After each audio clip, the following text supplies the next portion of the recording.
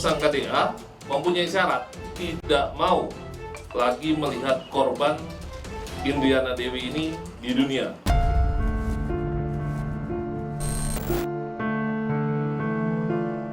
Hancur nih, terus terang perasaan saya hancur, nggak bisa berkata-kata. Kenapa harus anak saya yang begini, yang kejadiannya kok begini banget.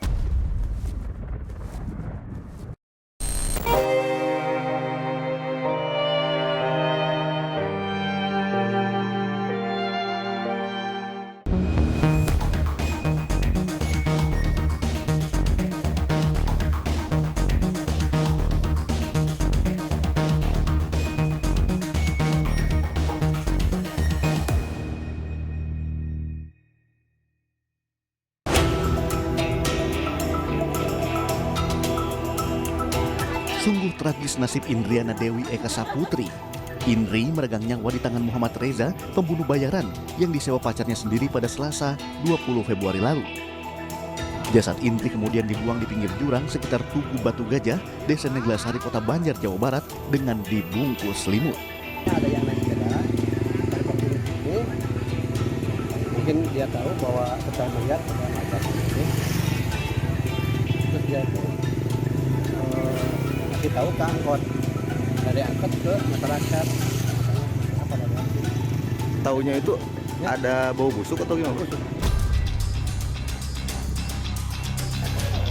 Tim kepolisian yang mendatangi TKP penemuan jasad Indri menyebut terdapat sejumlah luka pada tubuh korban. Tadi ditemukan oleh tim Inafis dari Polda Jabar 3 gigi yang copot dari rahan-rahan korban. Kemudian ada serpihan kulit dari jari.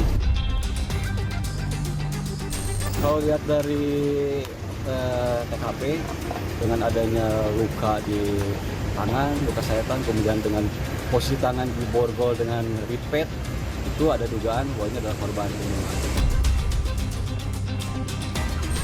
Lukanya karena ini korban sudah membusuk, menurut dokter forensik ini kemungkinan sekitar 1 minggu yang lalu ini korban meninggal. Ini luka yang kelihatan hanya di luka sayatan di tangan, kemudian untuk gigi sudah sebagian rontok. Cuma rontok ini apakah rontok akibat kekerasan atau rontok karena memang ini akibat dari alam karena mayat sudah dari seminggu lebih, itu belum bisa kita tentukan. Buntut penemuan jasad Indri berujung pada penangkapan 3 orang tersangka, Didot Alfiansyah, Devara Putri Prananda, dan Muhammad Reza. Didot yang merupakan pacar Indri belakangan punya niat ingin kembali berpacaran dengan Devara. Devara, otak pembunuhan Indri, meminta kepada Didot supaya Indri dilenyapkan dari muka bumi. Tersangka DA yang awalnya berpacaran dengan korban ingin kembali berpacaran dengan tersangka DP. Karena menurut tersangka DA, korban Indriana Dewi ini sering jalan dengan orang lain. Tanggapan tersangka DP pada saat tersangka DA ingin kembali kepadanya mempunyai syarat, yaitu apabila ingin kembali dengan tersangka DP, maka tersangka DP tidak mau lagi melihat korban Indriana Dewi ini di dunia. Devara Putri Prananda merupakan caleg DPR Dapil Jawa Barat 9 dengan nomor urut 4 dari Partai Garuda. Dari hitung suara Komisi Pemilihan Umum di website pemilu 2024.kpu.go.id, Devara memperoleh 226 suara. Belakangan Partai Garuda memecat Devara dari keanggotaan atas tindakan yang dilakukan. Sementara Muhammad Reza yang juga teman Indri merupakan eksekutor. Reza bersedia untuk menghabisi nyawa Indri setelah diiming-imingi upah 50 juta rupiah. Tersangka DP dan tersangka DA menyewa temannya, yaitu tersangka MR sebagai eksekutor, untuk menghabisi nyawa korban Indriana Dewi dengan imbalan sebesar 50 juta rupiah. Endang Tati histeris mengetahui Indri, anak perempuannya yang telah hilang beberapa hari, menjadi korban pembunuhan. Sebelum diketahui tewas dengan kondisi mengenaskan, Indri sempat pamit untuk pergi bersama teman-temannya ke Puncak Bogor, Jawa Barat. Tanggal 15 dia minta, "Kak, tolong transfer itu atau udah terakhir udah saya lihat di sini udah nggak ada kualitas lagi. Usai menjalani otopsi di RSUD Kota Banjar, jenazah Indri dibawa pihak keluarga ke Semarang, Jawa Tengah untuk dimakamkan.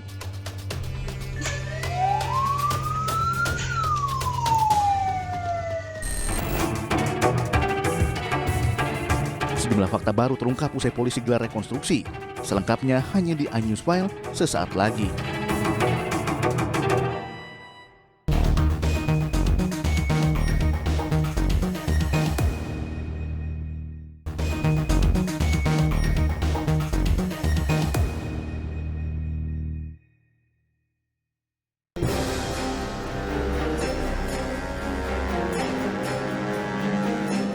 Proses rekonstruksi kasus pembunuhan Indriana Dewi Eka Saputri terpaksa dialihkan ke Mapolsek Banjar lantaran ratusan warga telah memenuhi lokasi penemuan mayat Indri di Tugu Gajah Kota Banjar pada Sabtu 2 Maret 2024.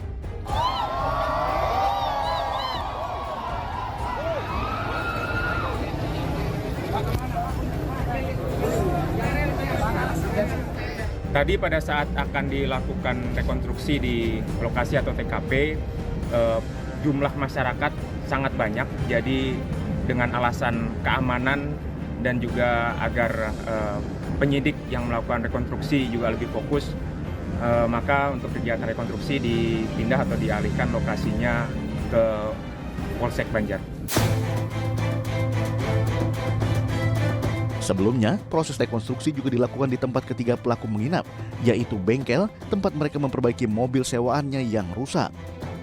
Dalam rekonstruksi di adegan ke-12 terungkap para pembunuh Indri, Didot, Devara, dan Reza sempat ngaliwat bersama warga dan pemilik bengkel. Polda Jawa Barat juga melakukan olah TKP di lokasi pembunuhan Indri di Jalan Bukit Pelangi Sentul, Kecamatan Babakan Madang, Kabupaten Bogor.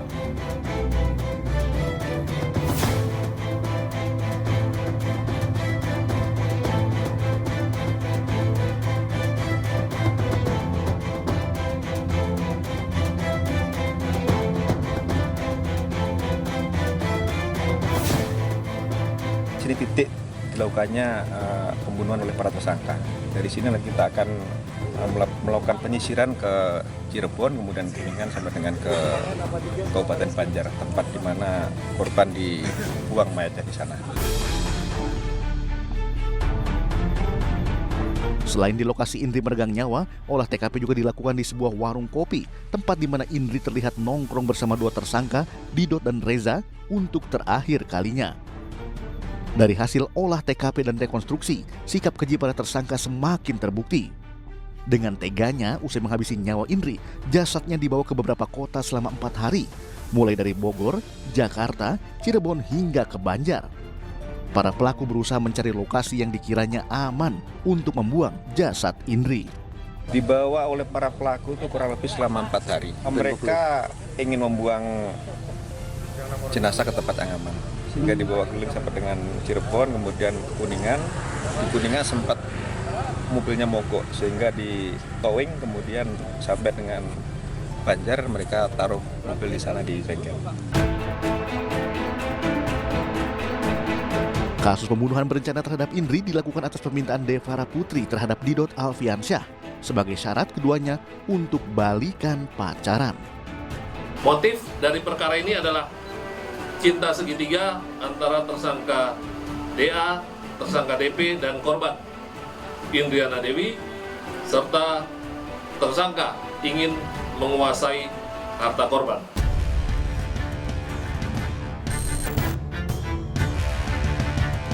Dalam melancarkan aksinya, Didot dan Reza pura-pura mengajak Indri pergi jalan-jalan dari Jakarta ke Sentul, Bogor pada Selasa 20 Februari 2024 menggunakan mobil minibus yang disewa. Dalam perjalanan pulang di kawasan Bukit Pelangi Sentul, Didot menghentikan mobil yang dikendarinya dengan alasan ingin buang air, sembari memberikan kode kepada Reza. Di saat itulah, Reza langsung mengeksekusi Indri yang duduk di kursi penumpang depan dengan menjerat lehernya menggunakan ikat pinggang selama 15 menit sampai korban tewas. Setelah melakukan aksi keji tersebut, Didot dan Reza berangkat ke Jakarta menjemput Devara sambil membawa jasad Indri. Keesokannya pada Rabu 21 Februari sekitar setengah 1 siang, para pelaku membawa jasad Indri menuju Pangandaran melalui tol Cipali. Namun sesampainya di Kuningan, mobil yang mereka kendari rusak dan akhirnya diangkut ke bengkel menggunakan towing. Selama di dalam mobil, mulut Indri ditutup masker seolah-olah terlihat tidur. Hingga pada Jumat 23 Februari sekira pukul 2 dini hari, Didot dan Devara Putri mengeluarkan jasad Indri dari mobil dan membuangnya ke jurang di belakang Tugu Gajah Kota Banjar. Tak sampai di situ, para pelaku juga mengambil barang-barang milik Indri sebelum akhirnya mereka kembali ke Jakarta. Sementara jasad Indri ditemukan seorang pesepeda pada Minggu 25 Februari yang mencium bau busuk di pinggir jurang.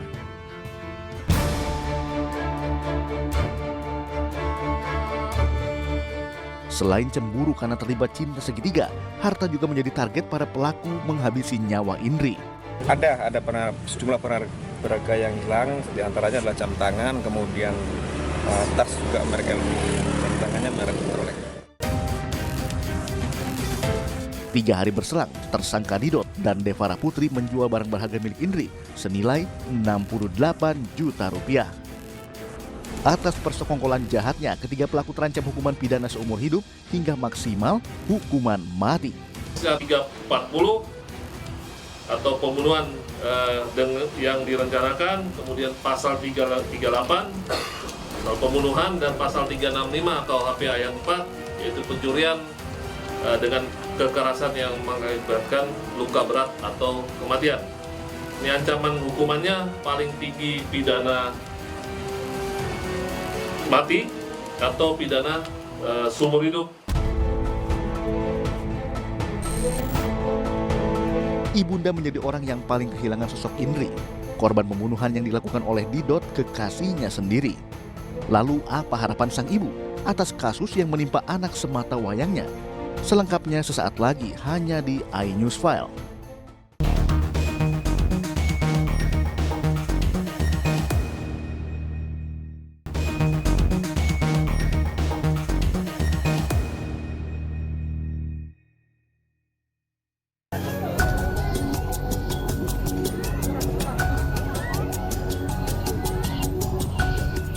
Kasus pembunuhan berencana yang menimpa Indriana Dewi Eka Saputri meninggalkan kepedihan mendalam bagi kedua orang tua korban.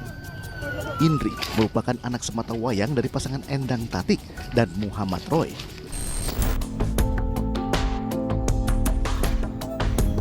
Rumah kontrakan berukuran 3x4 ini menjadi saksi bisu Indri menghabiskan waktu bersama ibu dan ayahnya. Endang tak pernah menyangka Indri harus menghembuskan nafas terakhir akibat pahitnya cinta segitiga.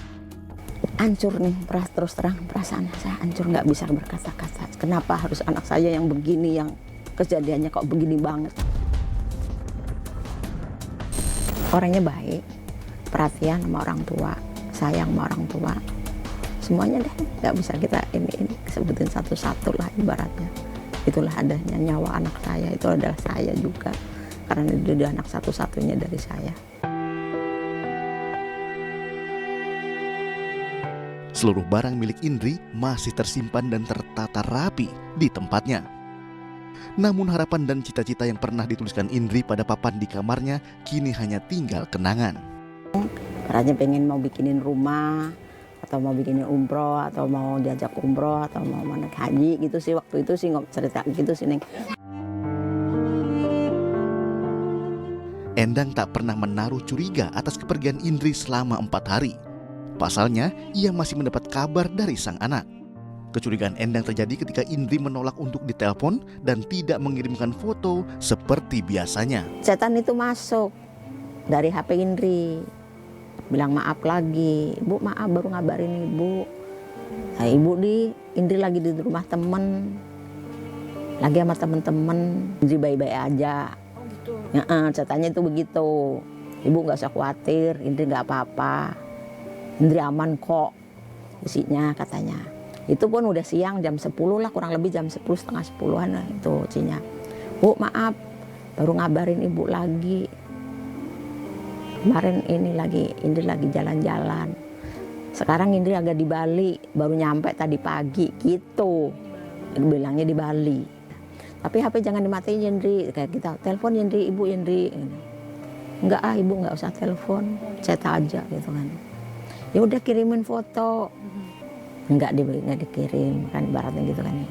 Nggak dikirim. Bahkan di hari ketika polisi membawa kabar penemuan jasad Indri, Endang masih mendapat kabar dari sang anak. Nah jam 7 dia ngechat ibaratnya nih ya, ngechat dari HP Indri. Dan jam 2 siang polisi ngechat kalau Indri udah nggak ada. Ya siapa yang nggak kaget, Neng? Coba. Lah kata polisi situ kalau Indri ditemukan udah meninggal kurang lebih 4 atau 5 hari yang lalu. Coba, lah itu siapa yang ngechat, Neng? Itu siapa? Kan gitu kan, kita prinsipnya kan gitu. Kita tanda tanya kan di situ. Tak percaya akan info kematian sang anak, Endang akhirnya menerima kenyataan tersebut setelah pihak kepolisian mengirimkan sejumlah barang milik Indri. Kalau memang itu anak saya, coba Bapak tolong kirim barang bukti yang ada. Yang itu kalau memang itu benar-benar anak saya. Gitu kan, saya gituin. Dikirim tuh barang, celana, tuh baju, celana kaos daleman, kutang, celana pendeknya, atau kancutnya. Itu semua tuh fix. Semua barang punya anak saya.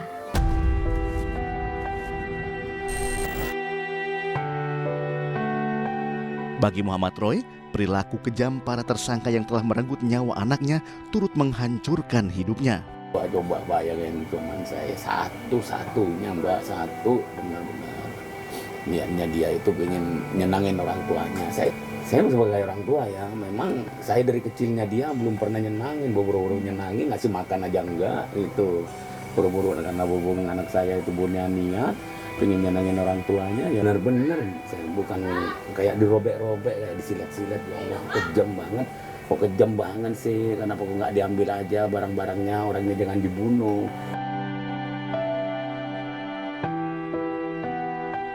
Kedua orang tua Indri berharap para pelaku pembunuhan anaknya dijerat hukuman mati. Ya, harapan saya cuma hanya minta ya Hukum hukuman yang seberat-beratnya. Ya kalau bisa hukuman mati. Ya, gitu. Ya permintaan saya kita mau hukuman mati lah, Neng, ya ibaratnya. Ketemu lagi yang mana saya Iya. yang diharap, Mbak. Dengan kasus kayak begitu kan ya emang harus wajarnya. Kan gitulah. Ya anak siapa sih Mbak? Anak siapa gitu aja, pengen tahu kalau dicincang kayak gitu, saya pengen tahu aja gitu. Pengen tahu gitu, sampai dicincang, sampai nggak berbentuk, mau ngeliat mukanya aja udah nggak bisa gitu. Sampai dicincang-cincang.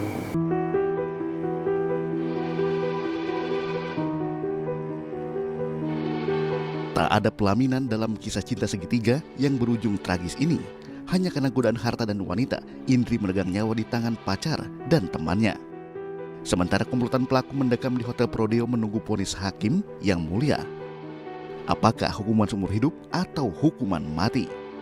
Jadi jangan bilang Anda tidak tahu akan permasalahan ini, karena kami sudah memberitahukannya.